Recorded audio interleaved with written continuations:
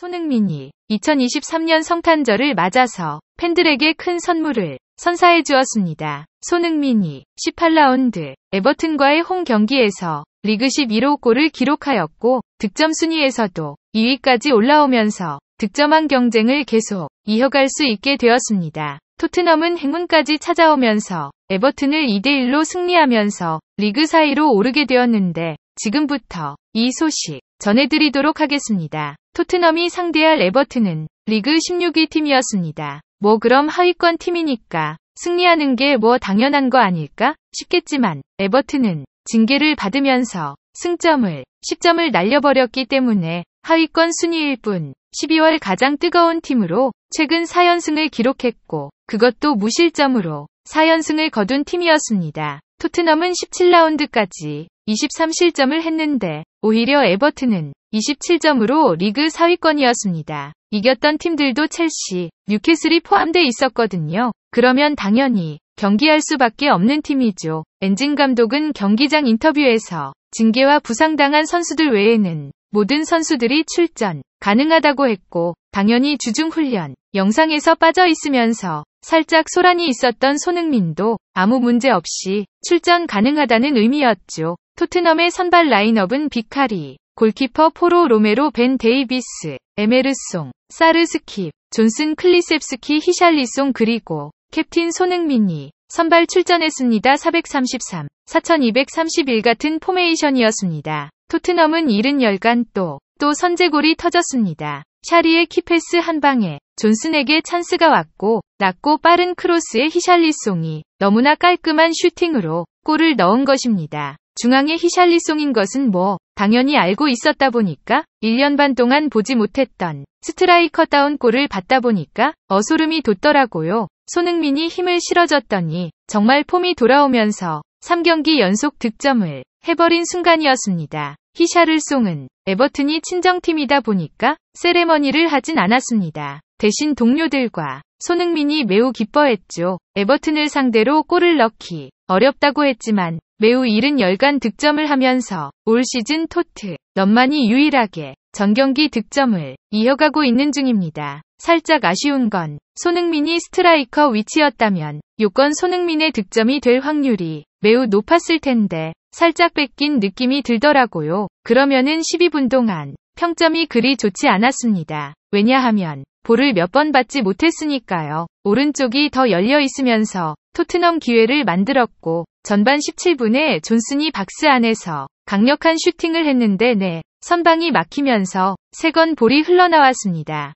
그런데 이때 그 볼이 박스 안에 있던 손흥민에게 오면서 원샷 그리고 원킬 손흥민이 빈 공간을 확인하면서 곧바로 슈팅을 한 것이 득점이 된 것입니다. 그래요. 이젠 손흥민이 전문 스트라이커답게 위치 선정마저도 탁월함을 보여줘 버립니다. 토트넘 첫 번째 골에서 아쉬움이 살짝 남았던 건 완전 이 골로 사라질 수 있었죠. 토트넘의 현재 팬들은 손흥민 골에와 손흥민 이번 시즌 득점 2위로 올랐고 EPL 올타임 골 단독 23위 기록했어. 미쳤다. 손흥민 골 X 지갑 0.053 이러다가 득점왕 하는 거 아니야. 득점왕 가자. 리그 11호 골. 손흥민은 절대 기회를 놓치지 않아. 손타 크로스. 이번 크리스마스 선물 고마워. 손흥민은 완벽한 주장이야. 겸손하고 성실하고 투지도 있고 골도 잘 넣고 어시스트로 스코어에 직접 관여하잖아. 이보다 이상적인 주장이 있어. 진짜 월드클래스. 소니의 마무리는 항상 믿음직스러워. 등등 극찬 반응이 쏟아졌습니다. 전반 20분도 안 돼서 2대0으로 앞서 나간 토트넘은 이 정도면 다득점으로 상대를 초토화시킬 상황이 된 거죠. 그런데 살짝 예상 밖의 상황이 벌어졌습니다. 우선 에버튼이 이대로 끝낼 순 없다는 듯 적극적인 공격 태세로 나섰고 압박이 심해지자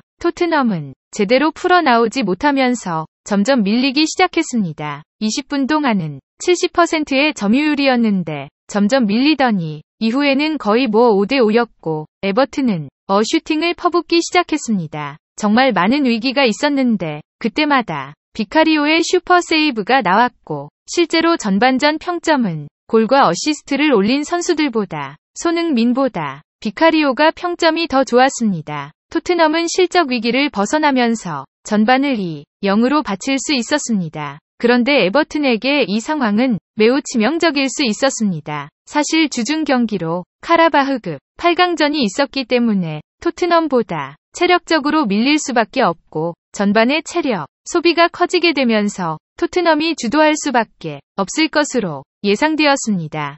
그런데 변수가 생깁니다. 후반전에 토트넘의 선수 교체가 있었는데 로메로를 빼주고 다이어를 출격을 시켰습니다. 이건 정말 시나리오에 없었던 건데 엔지 감독이 큰 배팅을 한다고 판단했습니다. 이미 2-0이기 때문에 손쉽게 승리할 것으로 예상하면서 로메로의 옐로 카드를 원천 봉쇄하려는 거 아닌가 싶었습니다. 헤헤. 그런데 알고 보니까 벤치에 로메로가 허벅지에 아이싱을 하고 있었고 부상 혹은 부상 방지 차원이었던 것이 확인이 되었습니다. 후반전에 토트넘은 일격을 당합니다. 에메르송이 에버튼 선수 충돌이 있었는데 이게 파울이 부러지지 않았고 이후에 득점을 하게 되었습니다.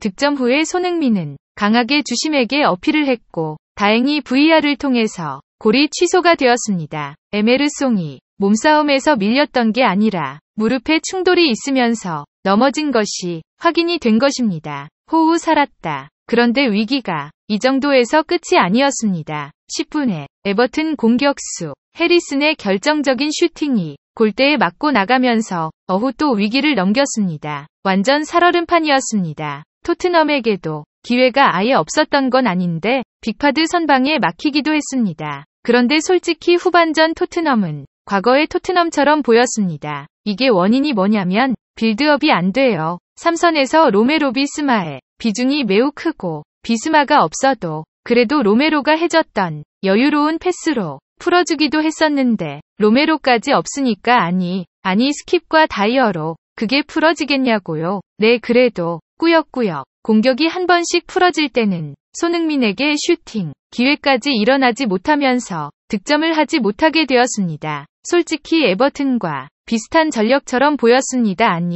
좀 밀렸습니다. 그러다 정말 일격을 당하고 맙니다. 후반 82분에 고메스의 날카로운 슈팅으로 비카리오도 도저히 막을 수 없었던 미사일 슈팅이 골이 되면서 토트넘의 위기는 최고조로 올라갔습니다. 이건 그냥 버티는 거 말고는 답이 없었습니다. 당연히 그만큼 숨이 조여오겠죠. 단주마라고 아시죠? 전 토트넘 소속의 이 선수가 결정적인 기회로 골을 노릴 수 있었는데 다행히 그는 엑스맨이었습니다. 정말 고맙더라고요. 한 번은 비카리오가 신들린 선방으로 막았고 한 벌은 멀리 보내버렸습니다. 그리고 마지막 추가 시간에는 토트넘의 또 한 번의 행운이 찾아오면서 골대 안까지 볼이 들어오긴 했는데 라인을 넘어가지 못하면서 다행히 실전 위기를 벗어났고 그렇게 추가 10간 6분까지 버텨내면서 토트넘은 2-1 승리로 승점 3점을 챙길 수 있었습니다. 토트넘은 맨시티마저 누르고 이제 4위로 올라서게 되었습니다. BBC에서도 이 사회 소식을 전했습니다. 토트넘이 에버튼을 이기고 프리미어리그 4위로 상승했다. 라는 헤드라인과 함께 손흥민에 대해서 존슨이 다시 한번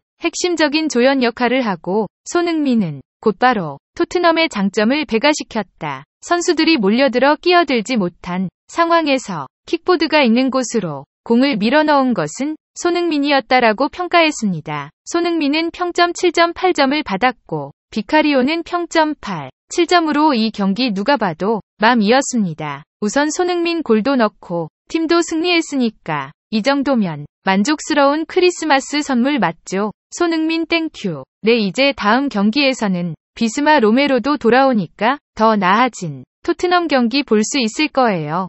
그쵸. 이상